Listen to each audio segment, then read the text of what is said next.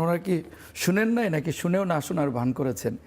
That এটা একটা big question. আমি বাজারে গেলাম, বাজারের দোকানদারও এই প্রশ্নটা করলো যে সংসদ নাকি এটা অন্য কিছু। আপনি তো এই সময় উপস্থিত ছিলেন, আপনি কি বলবেন যে জাতীয় সঙ্গীত যখন চলে তখন তারা ইচ্ছাকৃতভাবেই বসেছিলেন অথবা সম্মান জানান নাই? আপনার কি তাই মনে হয়েছে?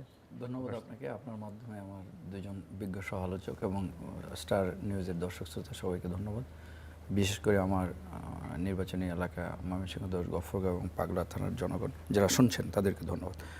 আসলে আমাদের মাননীয় সংসদ সদস্য আলামিন সাহেব যেটা বলছিলেন যে আসলে হেডফোনের দু একটি হেডফোনে, এটা সামগ্রিক না, দু একজনের হেডফোনে একটু প্রবলেম হচ্ছিল। তখন মাননীয় স্পিকার বলেছেন যে আপনার যদি হেডফোনের প্রবলেম থাকে তাহলে পাশের জনের সিটে গিয়ে আমাকে বলতে দেন। আমি কিন্তু আপনার কথা বলার সময় আমি ইন্টারাপ্ট করি না। আপনিও প্রেজেন্ট ছিলেন, আমিও প্রেজেন্ট ছিলাম, তো so please don't interrupt me.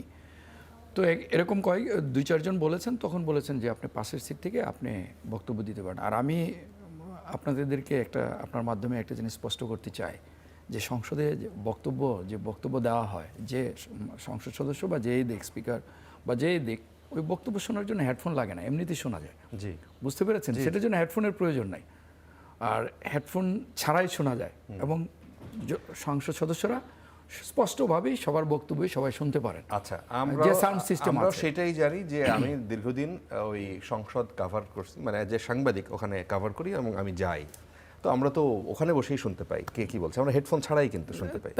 তো যেহেতু সংসদে মাঝখানে 5ই আগস্টে একটা ভাঙচুর হয় এবং অনেক সংস্কার কার্যক্রম ছিল, সেই কারণে গত দিনও আলোচনা একজন বলছিলেন যে এই সময় একটা কারেকশন হয়েছে এবং এই হেডফোনগুলো আসলে নতুন, এবং একজন সংসদ সদস্য সচিবও বলেছেন আচ্ছা 5 আগস্ট রিলেটেড ইস্যুতে এই পুরো সাউন্ড সিস্টেম আচ্ছা মূলত হলো যে হেডফোন ছাড়াই শোনা যায়। ওনারা সবাই শুনেছেন, আমরাও সব শুনেছি।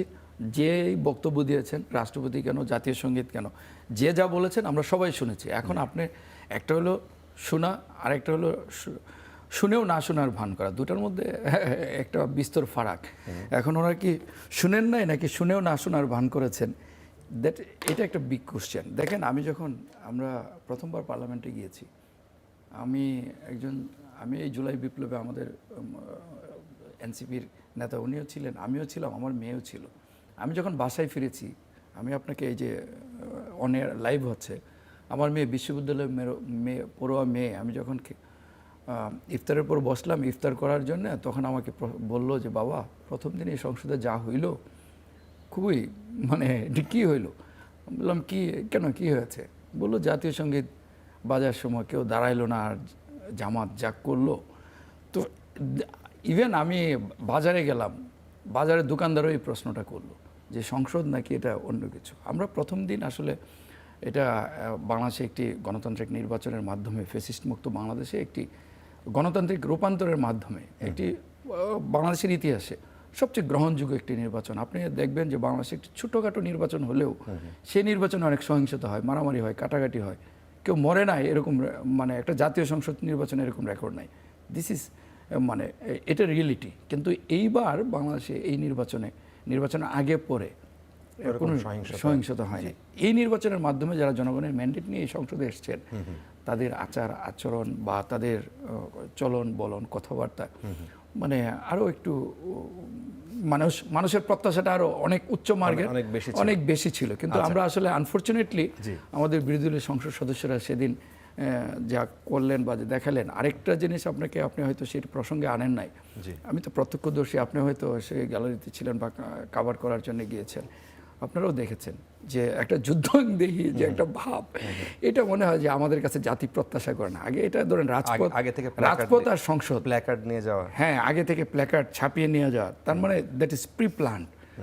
একটা সংসদে আপনার রাষ্ট্রপতি আসবেন সেটাও তো প্রি প্ল্যান না, রাষ্ট্রপতি আসবেন। দেখেন, আপনি যদি সেই প্রসঙ্গে যেতে চান, দেখেন জুলাই বিপ্লবের পর এই রাষ্ট্রপতির কাছে ওনাদের উপদেষ্টারা শপথ নিয়েছেন। ওনারাই কিন্তু এই উপদেষ্টা মণ্ডলী পরিষদ গঠন করেছেন, তখন ওনার কাছে শপথ নিয়েছেন।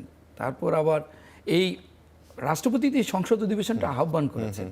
তোরা যে রাষ্ট্রপতির আহ্বানে আপনি সংসদ অধিবেশনে গেলেন, যেতে পারলেন, আপনি ওনার আহ্বানে সংসদ অধিবেশনে গেলেন এবং উনি সংসদ ডেকেছেন, সেই সংসদে আপনি শপথ নিয়েছেন, ওথ নিয়েছেন, আর ওনার ভাষণের সময় আপনি ওয়াকআউট করলেন। তার মানে এটা একটা দ্বিচারিতা। আর হলো যে আপনি যদি ওয়াকআউট, আপনার অধিকার আপনি করতেই পারেন, কিন্তু যে আর জাতীয় সঙ্গীত বাজানোর সময় যেটি হয়েছে, অনেকক্ষণ ওনারা বসেছিলেন এবং প্ল্যাকার্ড প্রদর্শন, বসে বসেই প্ল্যাকার্ড প্রদর্শন করতেছিলেন, কেউ দাঁড়িয়ে করতেছিলেন, একটা বিশৃঙ্খল পরিবেশ। এটা আসলে বাংলাদেশের এই জুলাই বিপ্লব পরবর্তী বাংলাদেশে এটা কাঙ্ক্ষিত না, প্রত্যাশিত না।